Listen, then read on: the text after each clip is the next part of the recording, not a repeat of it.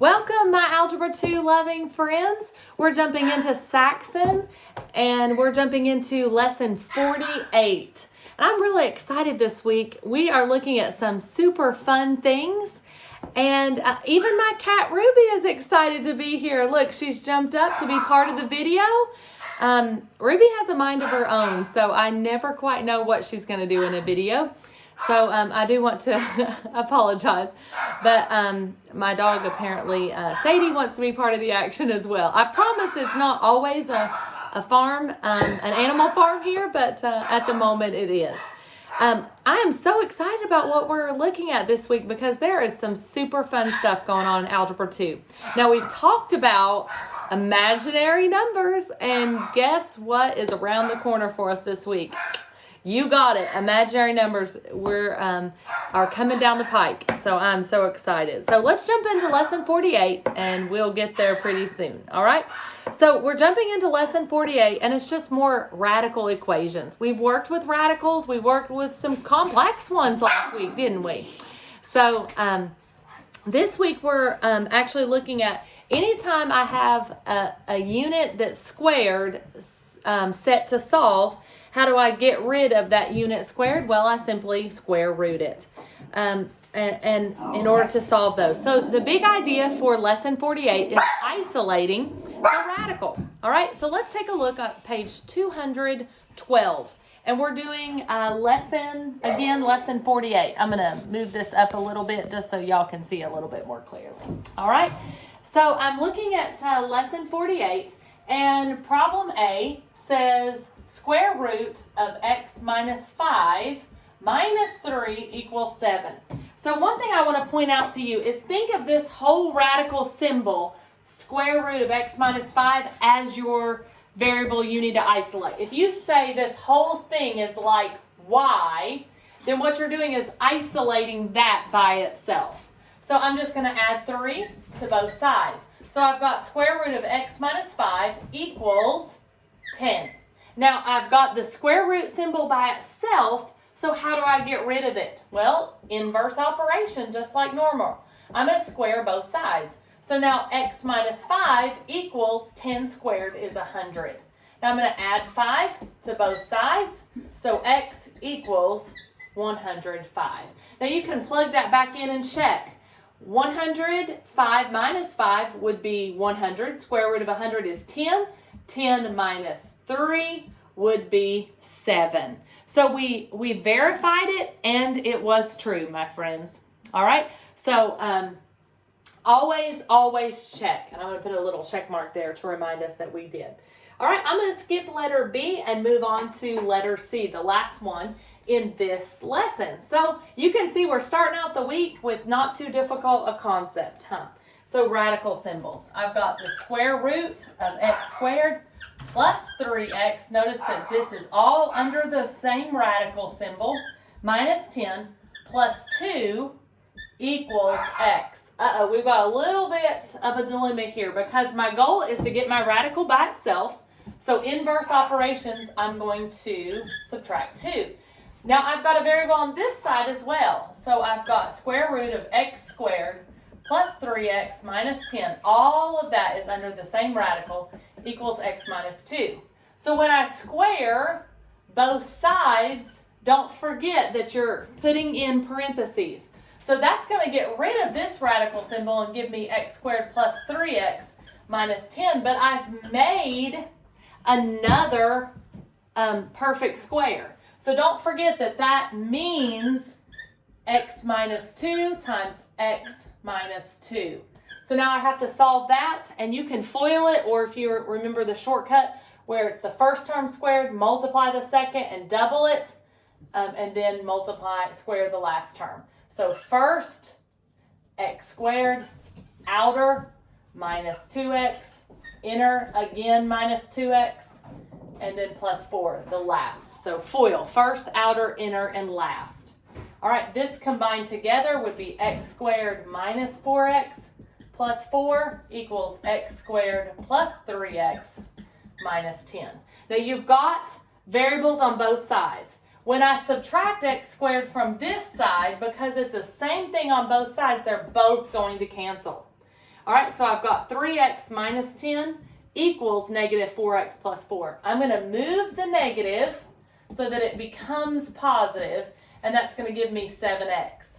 I'm going to move the constants to the other side, plus 10. Wow, that just made life so much easier. Don't forget to bring down your equalizer, your equal sign. So 7x equals 14. Wowzers, that looked like such a complicated problem, and it ended up being super easy. X equals 2, my friends. So super nice. And you can plug that in to check. 2 squared is 4. 4 plus 6 is 10. 10 minus 10 is nothing. So 2 equals x, and that was true. So what a difficult looking problem that worked out so nicely. So that is lesson 48. Now lesson 49 is all about linear intercepts and then also transversals. Remember we talked about transversals is when I have two parallel lines and a transversal cuts down through, then you've got alternate interior, and then I've got alternate exterior, right? So that would be here. So anyway, you've got interesting relationships that are formed there, right? So your y equals mx plus b, your slope-intercept formula. I know you all remember that because that was our best friend from Algebra 1. So letter A says find the equation that is shown.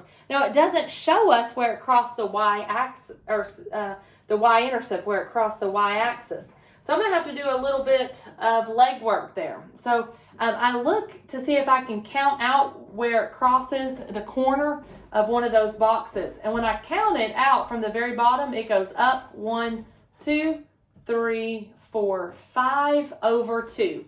So that means that my slope is 5 over 2, and it's rising. It's a positive line, right? But I don't know what my y-intercept is, so how can I figure that out? Well, I need to find a point that's on there. So I look for something that's right on the corner, and that would be 4, -1. You could also use a different point. Maybe you might use 2, -6. So any of those points are okay to use there, right? So don't forget y equals mx plus b was your best friend in algebra. M is your slope, 5 over 2. So this is my x, this is my y. Be careful because y goes first in the equation, but in an ordered pair, x goes first, right? So all I'm doing here is solving for my b, my y-intercept. -1 equals 2 goes into 4 2 times. 2 times 5 is 10. All right, now friends, I've just got to get that y-intercept by itself. Subtract 10. So ends up my y-intercept is -11. No wonder we couldn't see it on our graph, right? It was way too low. How do I write that in my best friend formula? Slope-intercept, right? Y equals 5 over 2. It's positive. It's a rising line. Remember, I read slopes from left to right, just like a word. Y equals 5 over 2x minus 11. So that's my equation on letter A. Letter B says find n. So they've given me a transversal like this, and then they've given me a triangle. Well, it told me that this was 114. Well, if this is 114, then I know that this is also 114. So how do I figure out this? I just say 180 minus 114. So this will be 66 degrees. All right, now I'm still looking for what this side is, and I know that this is 90 degrees, so this is my hypotenuse. I don't know my hypotenuse,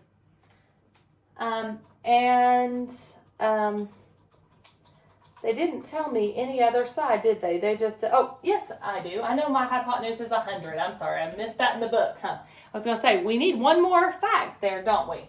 All right, so I need to use a trig relationship that uses the hypotenuse and this side. This side would be the opposite. So let's think of our trig functions. Saw, ca, toa. So what relates opposite and hypotenuse? You guessed it, sine, right? So sine of 66 equals x over 100. So I'm just going to cross multiply 1x, or x equals the sine of 66 times 100. So now I'm just going to plug that into my calculator. So I start out and I just say the sign of 66 in parentheses, and then I multiply that times 100. So what do I end up with? Well, this leg over here that they asked for, x is approximately, don't forget I need wavy sign, 91.35. I'm always going to round it to the nearest hundredth unless it specifies differently. All right, so, and I know that that has to be accurate because the hypotenuse should always be the longest side, right, friends? So this leg is less than 90, so it's going to be less than the side opposite that as well. So that was letter B on our practice. Now, the next lesson, we're on our third lesson for this week. So that was lesson 49. I'm jumping ahead, aren't I? I'm just super excited about what we're covering this week. I hope you guys are too. All right, so we're on lesson 50, and we're talking about quadratic equations. Don't forget that a quadratic is when x is squared. So linear, a straight line, is when x is to the first degree. A quadratic is when it's squared. So your book is showing you different quadratic equations anytime that x is raised to the power of 2. And we know that the graph of that is going to be a parabola, U-shape, and it can go up, that opens up, or a negative, it flips down. All right, now your book is teaching you how to complete the square. Now, one thing I want to point out to you guys is that in Saxon, they'll teach you how to complete the square in situations that I, as a teacher, would not encourage you to do. So completing the square is something that's really, really fun, but sometimes it can be a little bit intimidating. So the only time that I complete the square is if the leading coefficient is 1 and the middle term is even. Now, Saxon will teach you to complete the square even if the middle term is not even, and I don't do that because that makes a fraction, a huge fraction. And I think it's a lot easier to just use the quadratic formula. So you remember that there are always more than one way to solve things. So when I approach a quadratic, the first thing I ask myself is this factorable? If it is, that for me is the easiest way. If it's not factorable, I can ask myself, is the leading coefficient 1? Is the middle term even? If it's not, then I move on to the quadratic formula. So each of you will need to decide how to do that, but I'm just presenting to you that Saxon will teach it to you in a more complex way, but I like the quadratic formula. So what is that quadratic formula? Negative b plus or minus the square root of b squared minus 4ac over 2a. Now you did that in Algebra 1. So the book is telling you solve by completing the square. And it gives you x squared equals 9x minus 7. And I submit to you that you can complete this square, but I would not, because again, it's going to make an ugly fraction. So what I'm going to do is move everything to the same side. X squared minus 9x plus 7 equals 0. Now I'm going to use the quadratic formula, and I'm going to solve it the same way that Saxon, I'm going to get the same answer that Saxon would complete the square. I'm just going to do it a different way. And I will show you how to complete the square, just not in the terms that Saxon uses. So let's look at this. So A would be positive 1, B is negative 9, and C equals 7. So it's going to be negative 9 plus or minus the square root of negative 9 squared minus 4 times 1 times 7 over 2a. Oh, excuse me, 2 times 1, which is 2. All right, so I'm going to end up with 9 plus or minus the square root of 81 minus 28 over 2. All right, so what is 81 minus 28? It is 53. So 9 plus or minus the square root of 53 over 29. So that is my solution. And the book would have done it completing the square way. So you'll still get the same answer. And I'm actually going to pull out my answer key so I can show you what their answer was, so we can verify that there's more than one way to solve things, right? And this is lesson 50. And they ended up with, oh, excuse me, you guys, I'm sorry. This is 2a, which is 2 times 1, which is 2. And I apologize. We put 29, and it was 2 times 1, 2a. Do you see it here? 2a, and a was 1. So that should have just been 2. I looked at my answer. I thought, wait a minute, what did I miss? So it panicked me there for a moment. Then I realized, silly Kim, you wrote the a as a 9. All right, so let's take a look. Here is practice A, just so I can zoom in for you. And there's the answer, 9 over 2 plus or minus the square root of 53 over 2. So the only difference that they did is they separated out the 2 to both. So they put 9 over 2 plus or minus the square root of 53 over 2. And that means the same thing. So we got the same answer. And notice how they did it. They completed the square on that problem. And so it's a little bit more complex. And we will complete the square, but only when the middle term is even. That is the only time that I solve that way. Now, they do have some where you're solving by factoring, and we certainly do love that. I don't see any more in the practice that have an even number, so we will practice a little bit more on that in our classes. All right, now let's jump into our last lesson this week, lesson 51, and it is imaginary numbers. Now remember, we talked about what is the need for imaginary numbers. Well, everybody knows that the square root of 4 is plus or minus 2, right? Because I can say 2 times 2 equals 4, or I can say negative 2 times negative 2 equals positive 4. But I want to submit to you guys the question, what is the square root of negative 4? Now think about this. If I say 2 times 2, it's positive 4, or negative 2 times negative 2 is positive 4. But why is there not a positive or negative symbol when multiplied by itself to make a negative? So do you understand there almost has to be a half of a negative when multiplied together to get a whole, but there's not such a thing. So that's why there has to be, anytime we say the square root of a negative number, there is no real number solution. But what we can do is take out the negative, and we would say the answer to this is 2. And we put a little cursive I to say 2 imaginary. So imaginary is the unit that we say if multiplied by another imaginary would give us I squared, and I squared always equals negative 1. So anytime you see an I squared, you can immediately replace it with negative 1.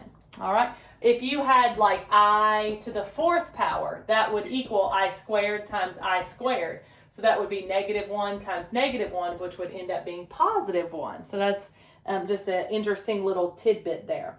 So your book is showing you how to understand how that works. All right, so your imaginary number and how it works. Now, it shows you the notation that you put, the I, Euler's notation. Now, it gives you some examples there about how to write it as 2i, or even under a radical symbol, the square root of 6i. So your book is showing you that. So we say that when we write the real parts first, and then we write the complex number in standard form. So we might say 2 plus 9i. So real first, then imaginary. So that's how it should always be written. And that's proper math. That's how it should look. So it has for us a couple of practice problems that we need to solve together. And this will be the last lesson this week, but we're not done with imaginary numbers. You've asked me in class multiple times, how come sometimes when we say the square root of a negative that there's no real solution? Does that mean there's an imaginary? And I just smile at you, right? Because we're stepping into that world of how do we solve it when it's not real. So letter A says 2i minus 7i plus 2i minus 4 minus the square root of negative 3. Wowzers, they've got a lot for us going on here, right? Well, I times I is I squared, which is negative 1. So I can abbreviate all that and bring down negative 2, right? Now here I've got 2 i's, which would make that negative 1, times a negative 7 would make positive 7, but I've still got 1 I. Plus 2i minus 4 minus, and then I've got the square root of negative 3, which would be the square root of 3i. And that's not a perfect square, so I'm going to leave it, right? All right, now this is a whole number, and this is a whole number. So I'm going to do the real parts first. I owe 2, I owe 4, now I owe 6. So I'm going to mark those out because I finished that. Now I've got 7i plus 2i, those are like terms, so plus 9i. But then I've still got this, minus the square root of 3i. All right, and it's important to understand that I always put the real parts first, then the imaginary.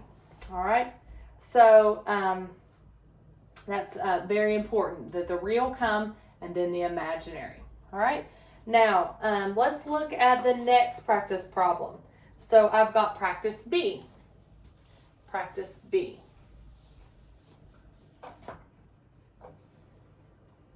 All right, and I've got 3i squared plus 5i squared plus 5i plus 7 plus 2i to the 5th. Now, I've always got to convert what I can first. If this is I squared, that means negative 1. Negative 1 times 3 is negative 3. I squared again is negative 1 times positive 5 is negative 5. I can't combine 5i. Now this is another one, so I'm going to go ahead and move this down, plus 7. But I've got I to the 5th, which would be I squared times I squared times I, because that'd be 2, 4, and then 1 would make 5. Now 1 I squared is negative 1, another I squared is negative 1, but then I've still got this I. So negative 1 times negative 1 would be positive 1. Positive 1 times 2 is 2, but I've got one more I I've got to bring over. Wow! Do you all see? It's not complicated. I've just got to be neat and organized and break apart. I to the 5th would be 2 sets of I squared. I squared always equals negative 1.